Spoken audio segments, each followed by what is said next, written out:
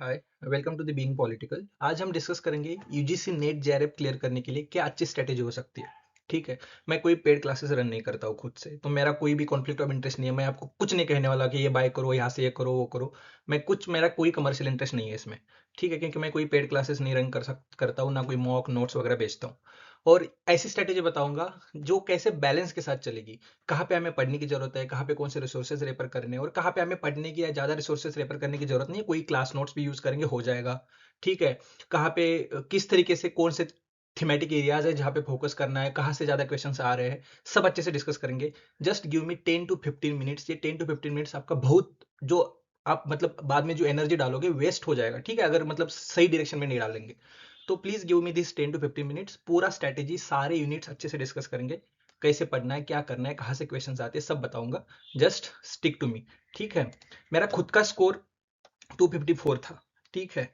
तो मतलब cut off से भी बहुत ज्यादा, और 99.94 परसेंटाइल था, और ये पॉसिबल है। पेपर वन में मेरा 84 स्कोर आया था। मैंने उसकी स्ट्रेटेजी भी डाली हुई है। ठीक है, तो आप भी अच्छा स्कोर कर सकते हो। Just stick to this. मैं आपको प्लानिंग बता रहा हूँ, अच्छे से अपने हिसाब से मोल्ड करके इसको रेफर करना है। ठीक है। सो ये कट ऑफ थोड़ा बहुत डिस्कस करेंगे। तो यहाँ से कुछ सीधा ट्रेंड नहीं मिल रहा है। मतलब लास्ट टाइम अभी जो लेटेस्ट एग्जाम हुआ था 214 लगा है। ठीक है। उसके पहले 244, उसके पहले 234, तो बहुत ज्यादा था, फिर अचानक से कम आ गया है।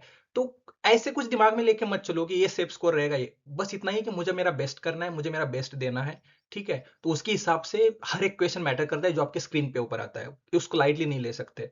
और कहाँ से क्वेश्चंस आ रहे हैं, उस एरियाज को अच्छे से एनालिसिस करना पड़ेगा, पीवाईक्यूज अच्छे से देखना पड़ेगा, कैसे करना है, ये सब मैं बताऊंगा। तो यहाँ से कट ऑफ अगर देखें तो मतलब कह नहीं सकते यार क्या सेफ स्कोर है। ठीक है। तो इसलिए 250 प्लस लाना बहुत इजी है, बहुत पॉसिबल है। वो कैसे लेके आना है, एग्जाम कैसा हो रहा है, ऐसे ही हो रहा है, फालतू एग्जाम हो रहा है। ठीक है। बहुत ज्यादा फैक्चुअल क्रोनोलॉजिकल क्वेश्चंस आ रहे हैं, तो उसको डील करने का एक तरीका है, मैं आपको बताऊंगा। हर एक फैक्ट, हर एक ईयर याद रखने की जरूरत नहीं है, वो कैसे करना है वो भी बताऊंगा। ठीक है। So let's start this.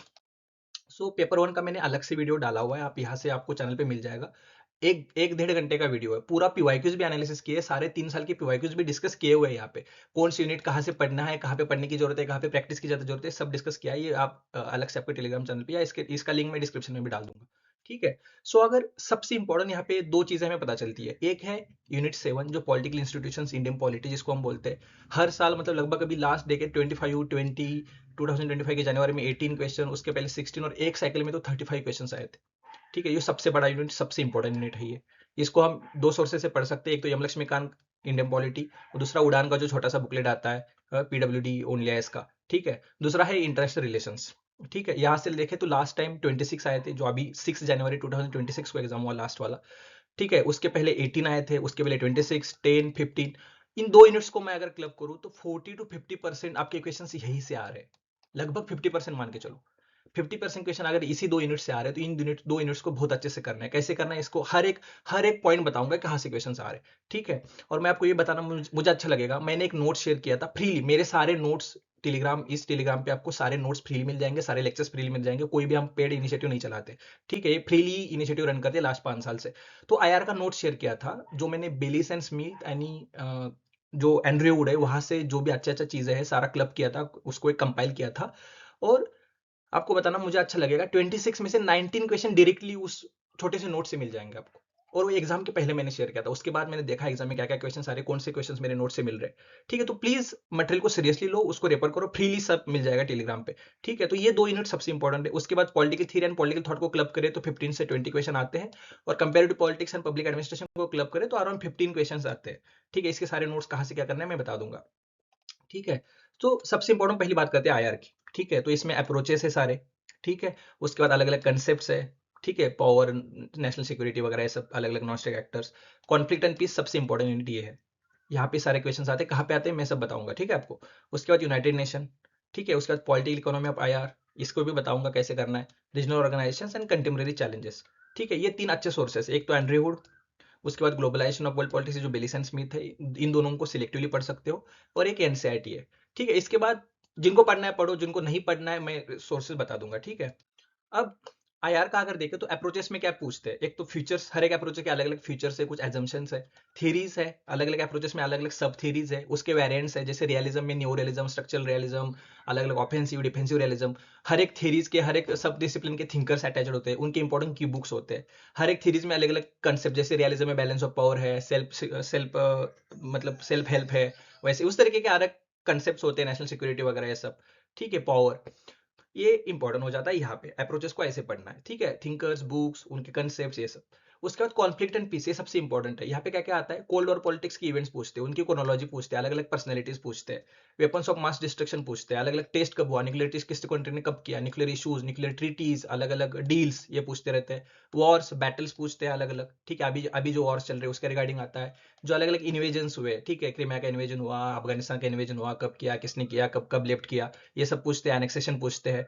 ठीक है, उसके बाद अगर देखेंगे हम तो कूप्स पूछते हैं, असैसिनेशंस, इंपॉर्टेंट पर्सनैलिटीज के असैसिनेशंस पूछते हैं, अलग अलग रिवॉल्यूशंस पूछते हैं, आर्म्स कंट्रोल ट्रीटीज पूछते हैं, उसमें पीटीबीटी हो, एनपीटी हो, सीटीबीटी हो, ओपन स्पेस ट्रीटी हो, या एनएसजी जो न्यूक्लियर सप्लायर ग्रुप है उसके रिगार्डिंग क्वेश्चंस आते हैं।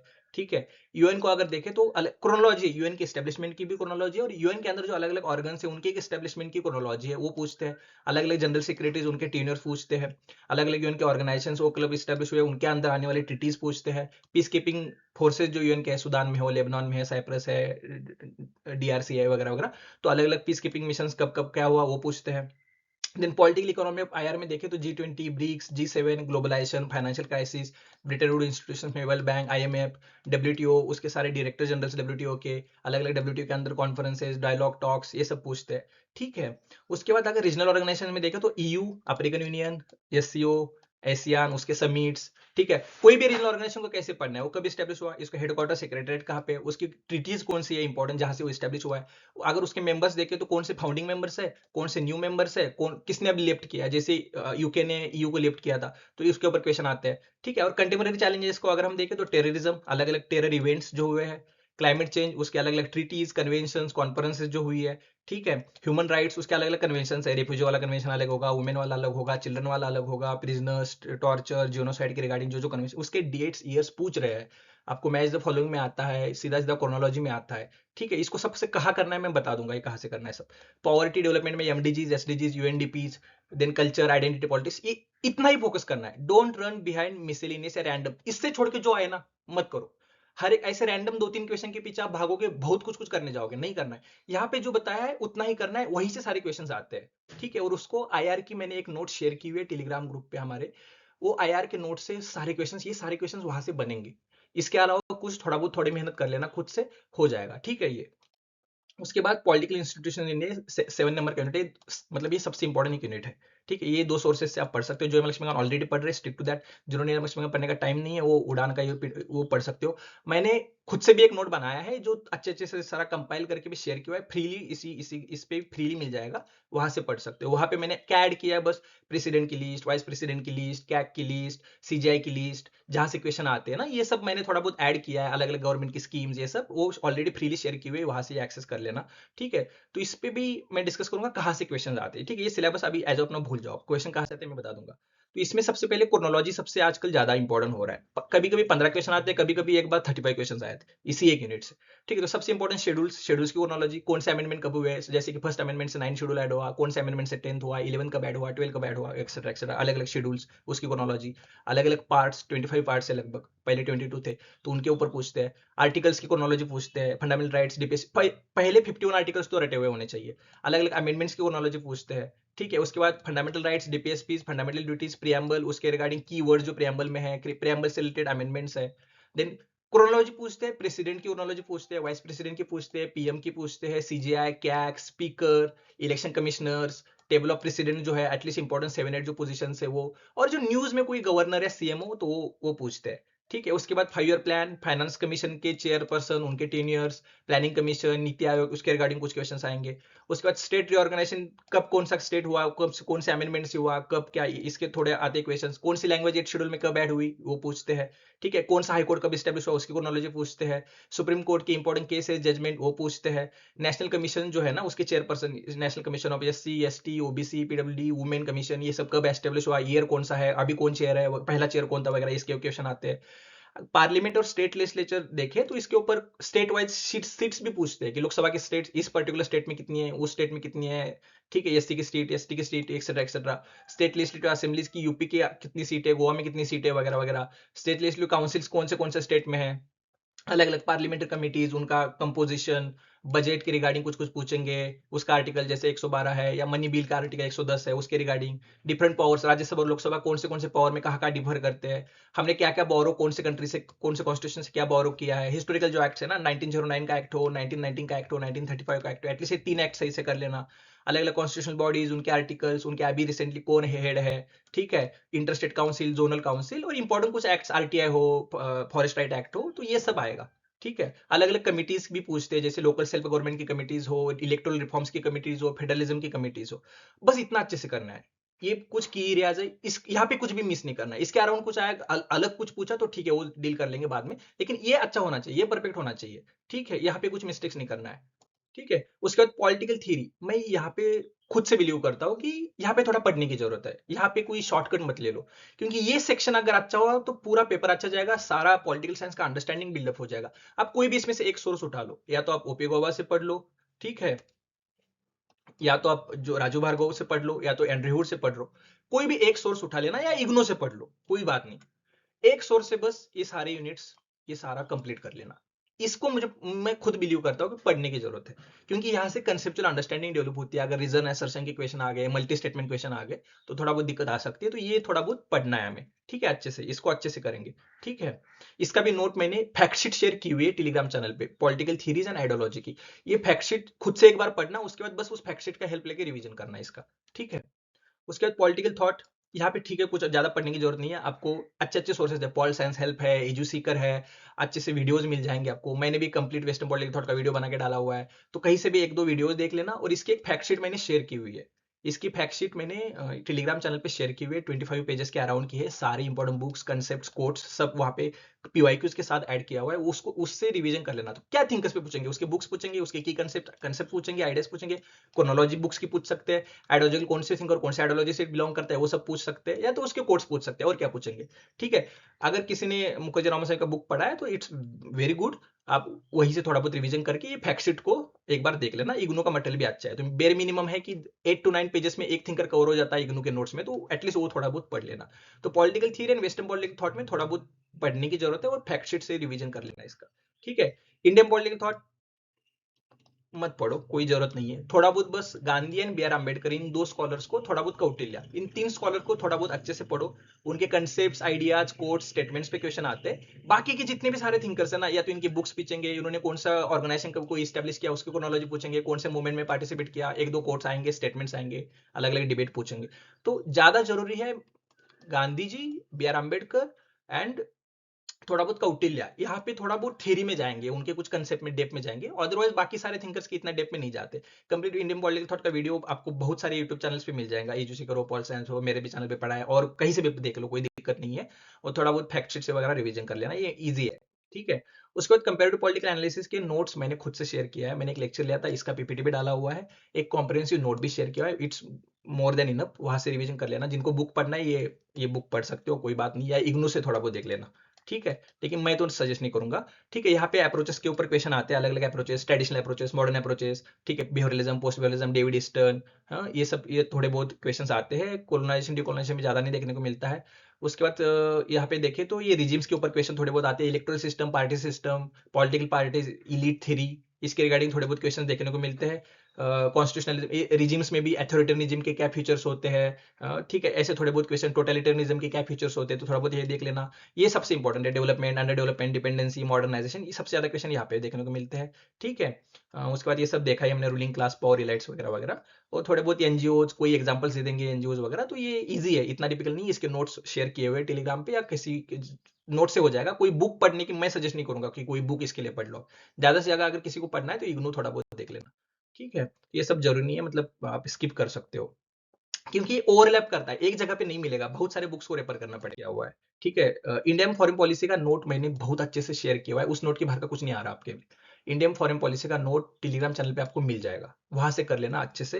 क्रोनोलॉजिकली भी दिया है, कंट्री वाइज भी सेपरेट सेपरेट दिया है। तो पूरा प्राइम मिनिस्टर नेहरू जी से लेके अभी नरेंद्र मोदी जी तक पूरा कौन से प्राइम मिनिस्टर में अभी लेटेस्ट जो हुआ है, अभी रिसेंटली जो पुतिन आया था इंडिया में या बाद में जो भी, ये सब ऐड करके करंट भी दिया है उसमें। ये नोट या तो किसी को खुद से पढ़ना है तो वगैरह वगैरह अलग सोर्सेज, मतलब इसके लिए कोई एक बुक नहीं है।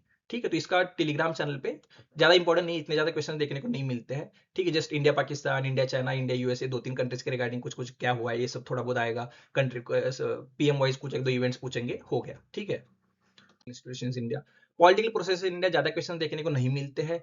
ये एनसीईआरटी बहुत अच्छी है, एटलीस्ट बेयर मिनिमम एनसीईआरटी थोड़ी बहुत देख लेना। ठीक है, इसके कोई नोट्स वगैरह ज्यादा मुझे भी ऐसे किसी एक जगह पे नहीं मिलेंगे। ठीक है, और ये जिन्होंने ये बुक पढ़ा है तो यहाँ से थोड़ा बहुत बहुत अच्छा ये बुक है। इसकी तो क्रोनोलॉजी ऑफ इवेंट्स पूछते हैं, ये एनसीईआरटी से हो जाएगी। अलग अलग पर्सनैलिटीज पूछते हैं, किसी मूवमेंट से रिलेटेड कोई पर्सनैलिटी पूछ लिया, कोई इवेंट्स है हमारी पोस्ट इंडिपेंडेंस हिस्ट्री का जो कोई इवेंट्स है उसको पूछ लिया, अलग अलग मूवमेंट्स, वुमेन मूवमेंट, दलित ट्राइबल, तो कोई पर्सनैलिटीज कौन से मूवमेंट से क्या है, यही सब आएगा ज्यादा से ज्यादा।